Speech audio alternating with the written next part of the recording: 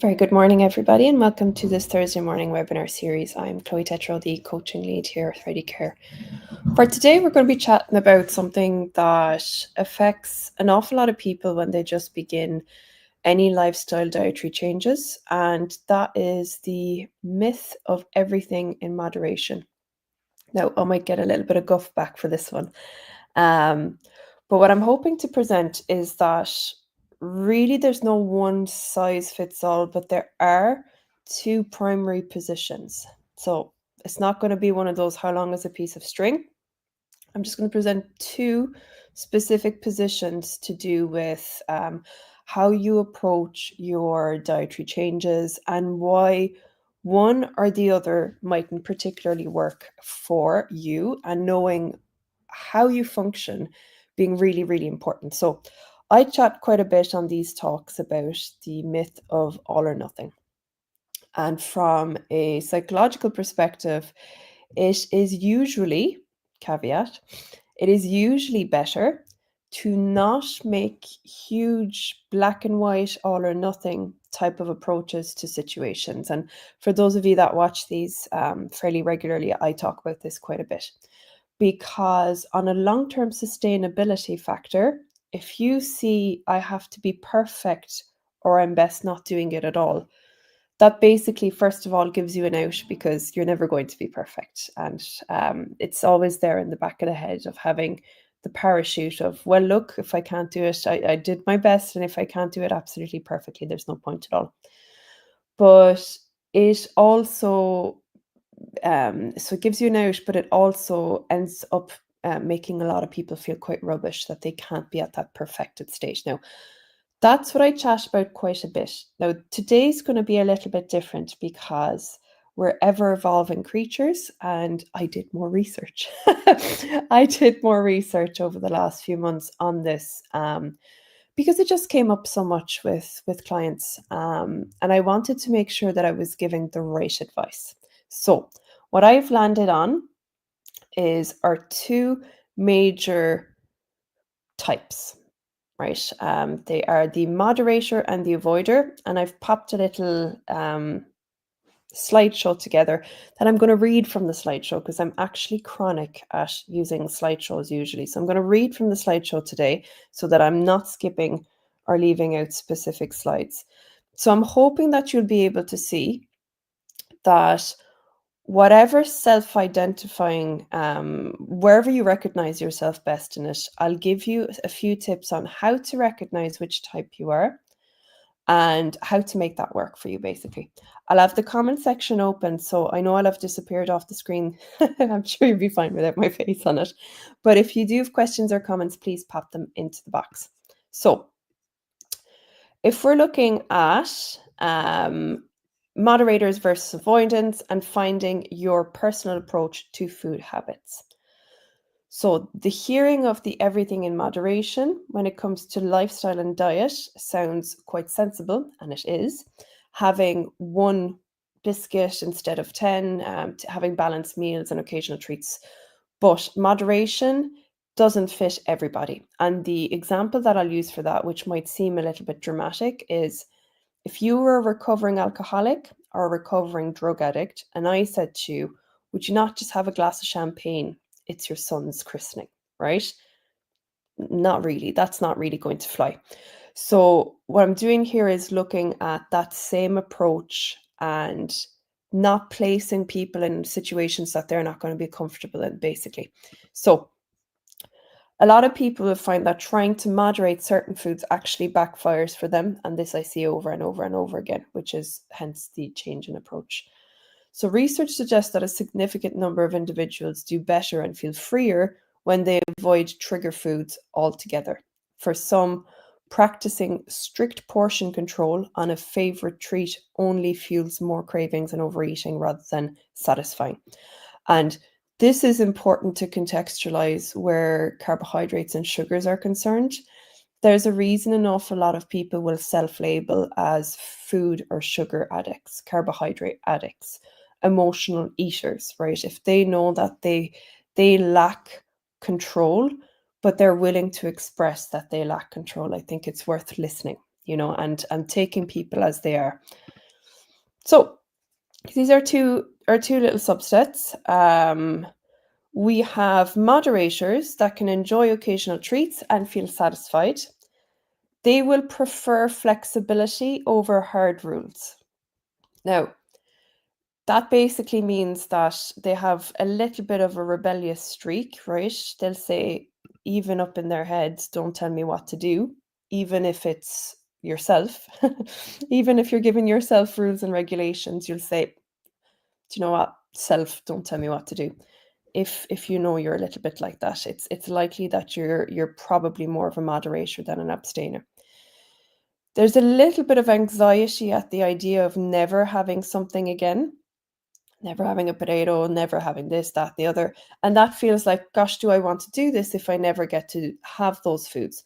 And you could be combating diabetes, you could be combating non-alcoholic fatty liver disease, difficulty with your health, and the weighing up of, okay, I know I'll get better if I give this up. But if I'm to be totally honest with myself, with no judgment, if it comes at the cost of giving up certain foods, I don't think I want to do that, right? If that's resonating with you, you're a moderator, right? Resolve strengthened by allowance, right? That basically means that if you let yourself have a little bit of something and it feels like a choice rather than a compulsion, it's something you've chosen to do. It's not something that your whole entire body is screaming at you that you absolutely have to do. You've gone to meet a few friends and then saying, oh look, we're calling pints there. There's a lovely IPA on tap. And you check in with yourself and you say, do you know what? Today I actually do fancy the beer. Usually I'd go for the vodka Diet Coke, but today I fancy it. And you allow yourself to have some. You feel in control, right? That's the big difference. You feel in control. You don't start spinning out and saying, oh God, why am I doing this? Why can't I stick to anything? Blah, blah, blah, blah, blah. Negative self-talk spiral downwards. But you say, look, I've made a choice. That's it now. I've had the one. You guys go ahead. I'm going to switch back over to my usual drink. Right. With moderators, they actually feel hugely empowered by that. They feel great. They feel like, aren't I marvelous now that I was able to do that? I didn't think I'd be able to. And lo and behold, here we go. That actually makes me feel like I'm even more in control than I was. So they'll thrive with balance and portion control strategies. And when I mean portion, I don't mean your overall food intake. I mean of the stuff you're looking to avoid, right? I'm not saying have a tiny plate with very few calories. That's not what I'm about. That's not the jam we have here in Ready Care. It's more about the portion control on the specific types of food that you're looking to avoid, right? The other gang, or a gang, will say things like, once I pop, I can't stop. One is never enough. Trouble stopping once they start. So abstainers know this about themselves. They're saying it to me, they're saying it to their friends, they're saying it to themselves. And the previous paradigm, I suppose, outside of carbohydrate-based nutritional science, and that's where it's really interesting when things overlap.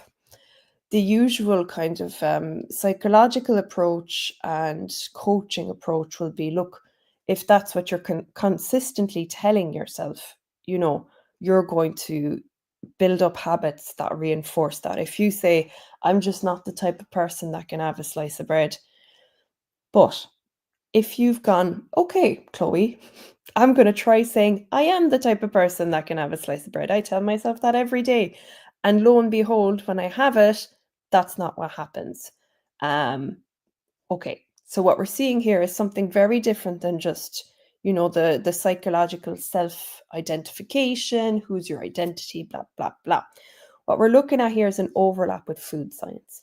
And when there is genuine carbohydrate addiction like behaviors, and that aren't predicated by how you view yourself, but actually how your body, even if you're looking in the mirror saying your daily affirmations or whatever it may be, your body goes, I could gnaw my arm off right now to have 11 digestives because I had 2 digestive biscuits, right? And Is it helpful for me to say, maybe if you just think a little bit harder, just think a bit more positive? No, it's not. Let's take things as they are. If you're a person like that, this is for you. Abstainers usually prefer clear boundaries. They love a bit of clear boundaries. They love a bit of this, not that, right? And this is where I'm changing my tact a lot with the program, because I'd naturally be a bit of a moderator, and I think I'd my moderator glasses on, viewing the world through my moderator glasses.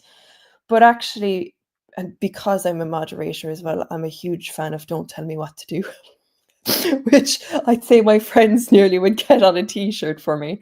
But that leaves out another totally different facet of people that are looking for support. And this is my apology, basically.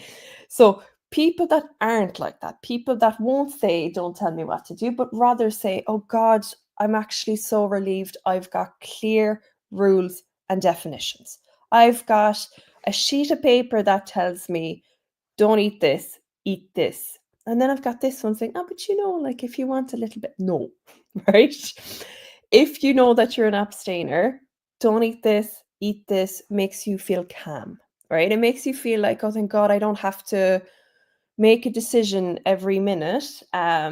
People get decision fatigue, and you've probably felt this as well. When you're feeling a bit stressed and a bit anxious, the more people ask you to make decisions, the more you go, oh, just go away. I don't want to, whatever you want, right?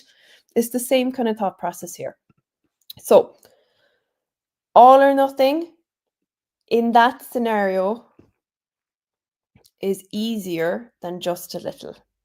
And there is much less temptation with 100% rather than the 80-20 approach, which would be moderators.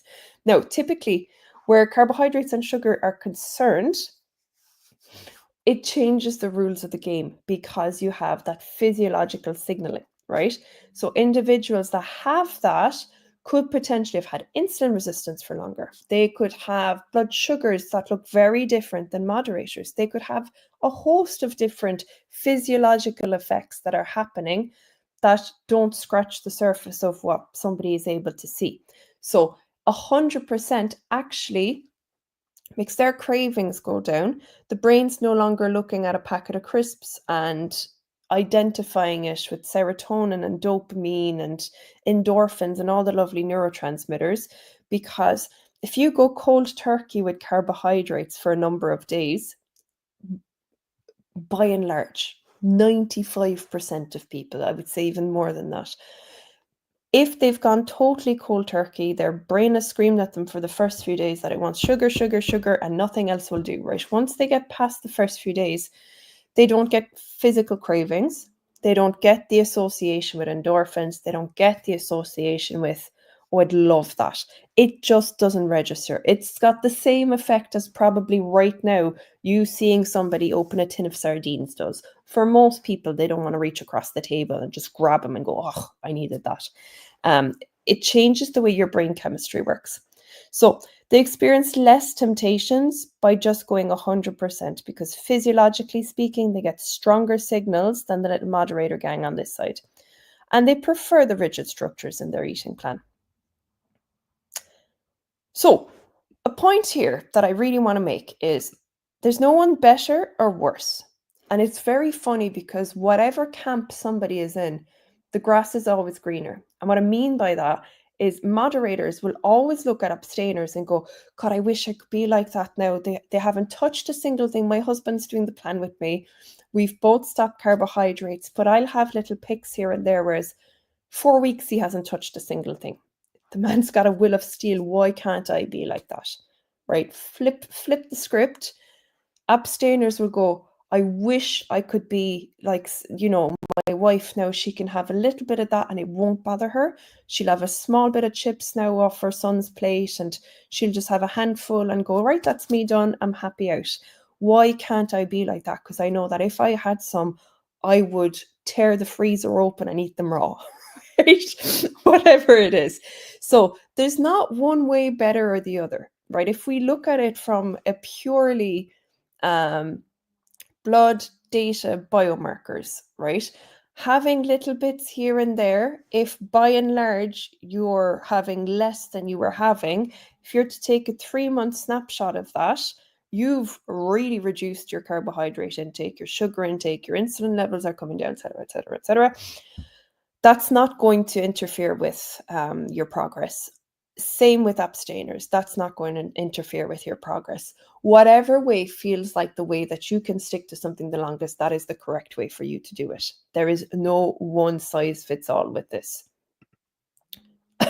I just included this because it's an AI image and I just thought it was the funniest thing. It's probably not as funny as I thought it was. So ask yourself if you're not too sure which one you are.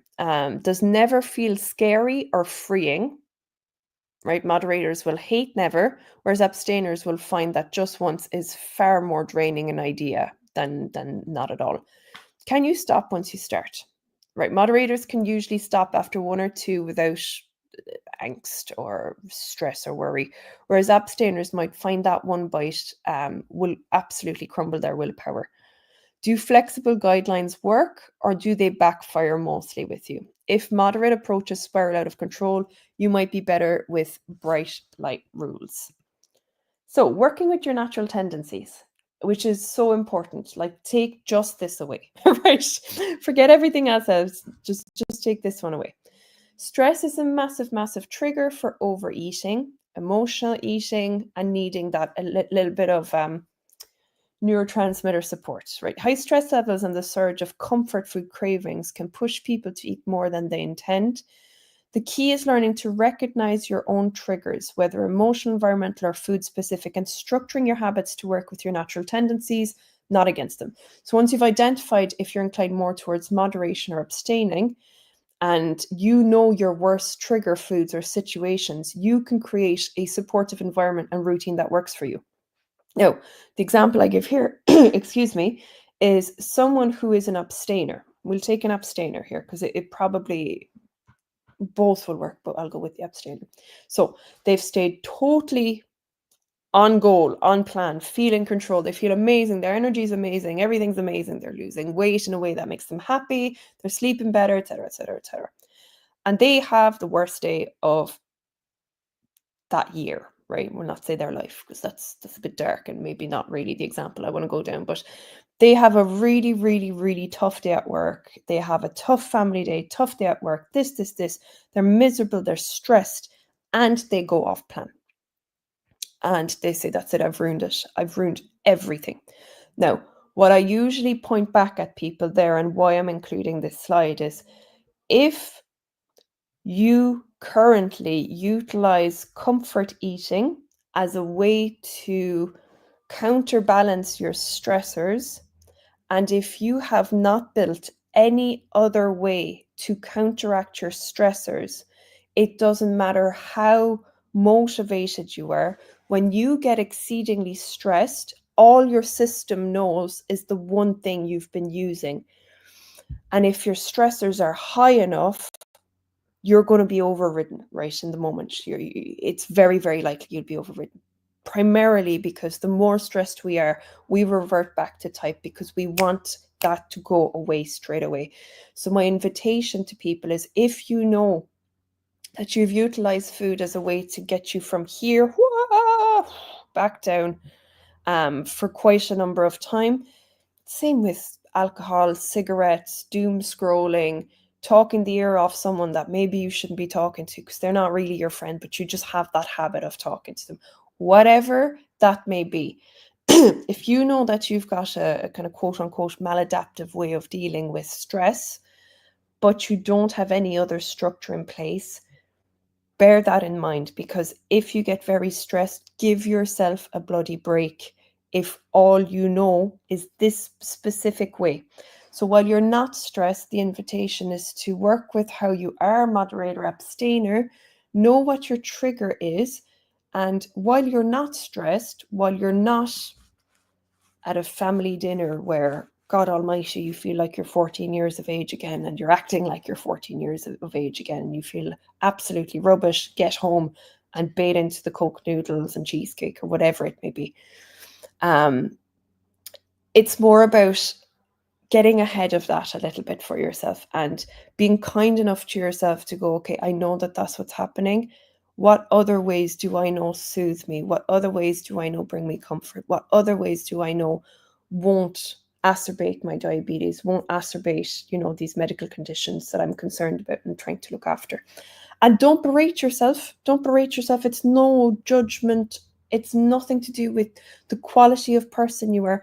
This is all about working with your own schemas and working to build structures that the brain has never had to do before. The brain's a great learner, but the brain's also lazy. So if it goes, well, this worked before, why would I ever put energy into putting anything else? What are you even talking about? Go away.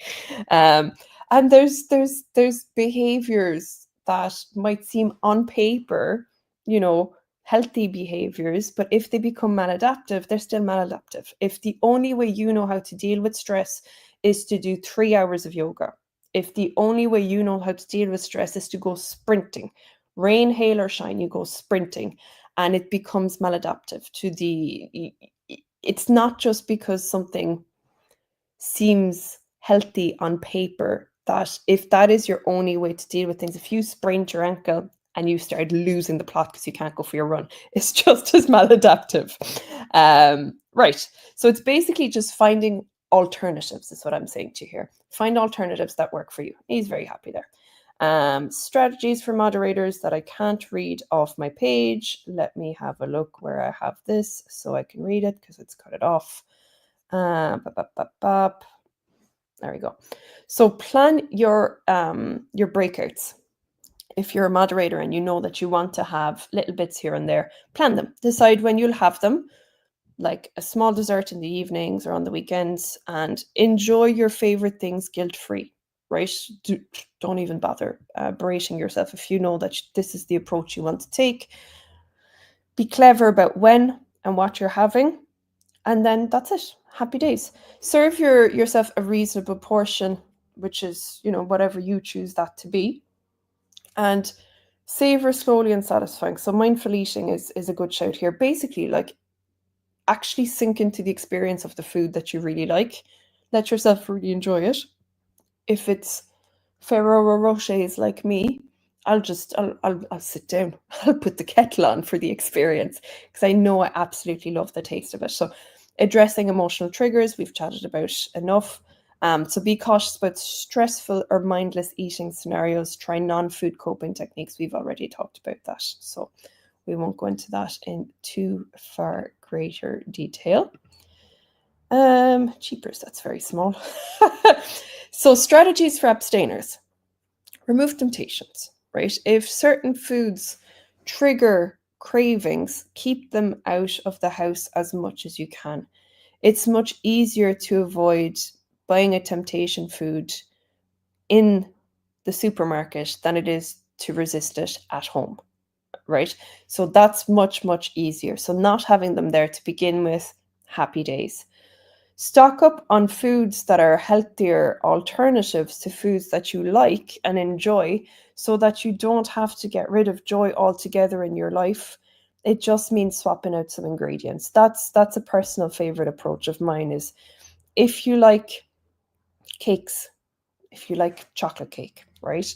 Swapping out the flour for ground almonds, swapping out the sugar for stevia. There you go. You've got a low carb alternative that's not going to raise up your blood sugar and it's not going to create spikes and acerbate any condition.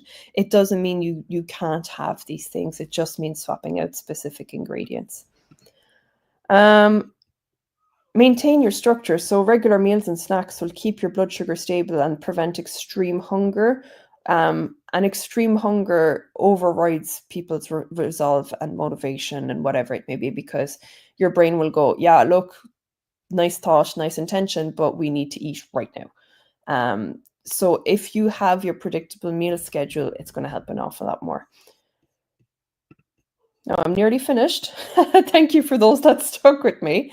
Coping with emotional triggers. So the first thing is actually knowing what they are. And most people will have a pretty good idea. If you don't have a pretty good idea, check in with yourself. When's the last time that you broke out, and just jot down for yourself, who was there? How are you feeling?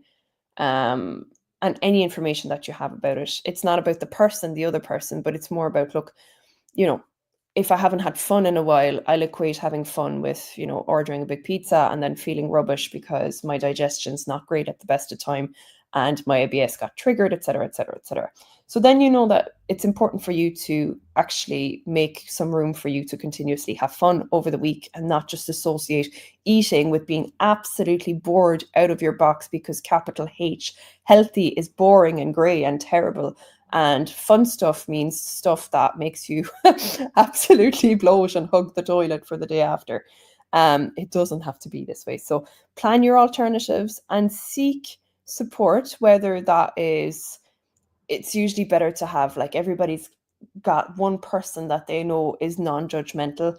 Having a friend or a support system to talk to.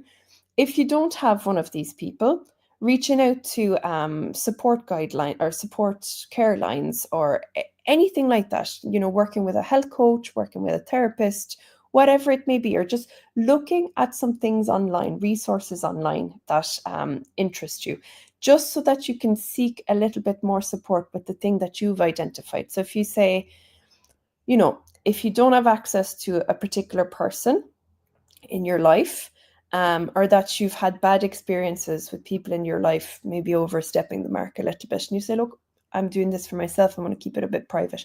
Once you know your exact trigger, you can look for the exact type of support.